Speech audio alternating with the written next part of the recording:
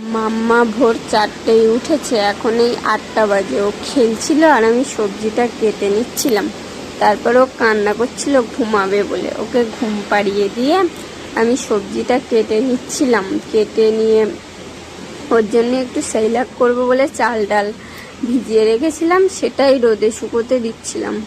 তারপর মশলাটা করে নিয়ে ওকে চান করিয়ে ঘুম পড়াবো ভাবছি, ও ঘুমাচ্ছে না, ও খেলবে এখন। তারপর ও একটু আমার বুকের ওপর খেলছিল, খেলতে খেলতে ঘুমিয়ে পড়েছিল।